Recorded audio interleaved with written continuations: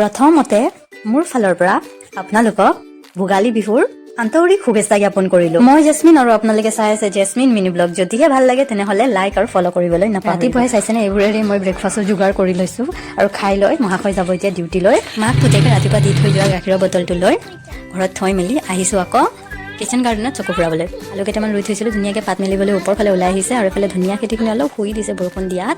আৰু লাও গছজোপা ওপৰ ফালে বগাই গৈয়ে আছে আৰু ৰঙা ৰঙা লাই পাত লগাইছিলোঁ, সেইখিনি চাইছেনে দুসাঁজমান খালোঁ।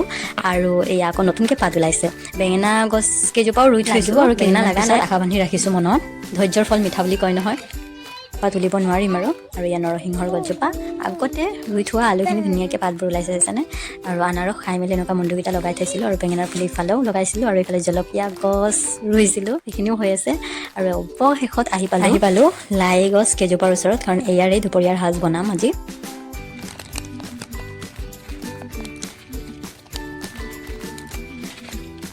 সিদিনাখন লাই পাত তুলি বনাইছিলোঁ, কিন্তু যিটো মাছেৰে বনাইছিলোঁ মই নাখাওঁ, সেইকাৰণে আজি একদম চিম্পল চাদা চিধা লাই পাত বইল বনাম। অলপ জালুকৰ গুড়ি দি, বেছি জ্বলাও নিদিওঁ। আৰু ইফালে আলু, সৰু আলু কাটি লৈছোঁ ফ্ৰাই কৰিবলৈ, মটৰ কেইটামান দি লৈ জ্বলাকৈ বনাম, কাৰণ বইলত ইমান জ্বলা দিয়া নাই। কিবা এটা মানে এক্সট্ৰা জ্বলা হ'লে বেছি ভাল লাগে, সেইকাৰণে মই সৰু আলুতে একদম জলকীয়া বেছিকৈ দিছোঁ দেই। আৰু ইফালে বনাই থাকোঁতে আহি পালোঁ ধনিয়া কেইটামান তুলি লৈ দিলে মানে বেছিও সোৱাদ লাগিব। আৰু চাইছেনে ধনিয়া কেইটামান লৈ একদম ধুনীয়াকৈ ধুই মেলি আলুৰ ওপৰতে দি দিছোঁ আৰু টেষ্ট একদম মজা লাগিব আৰু খাই লৈ। এটা খাইছিলোঁ, বহুত টেষ্ট হৈছে।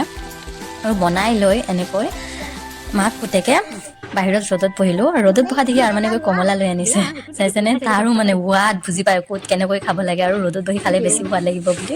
আৰু আমি দুজন এনেকুৱাকৈ কমলা খাই থাকোঁতে আহি পালে। আৰু এতিয়া দুপৰীয়াৰ সাজ থালত ওলাম। আৰু ইফালে হৈছে মাছ চাটনি ওলালোঁ, আৰু ইফালে সৰু আলু ফ্ৰাই কৰিছোঁ জ্বলাকৈ। আৰু লাই পাতটো ইমান জ্বলা দিয়া নাই, অলপ জালুকৰ গুড়ি দি আদা নহৰু দিয়েই বনাইছিলোঁ লাই পাত বইল। আৰু ইফালে অকণমান নেমু। আজি দুপৰীয়া সাজ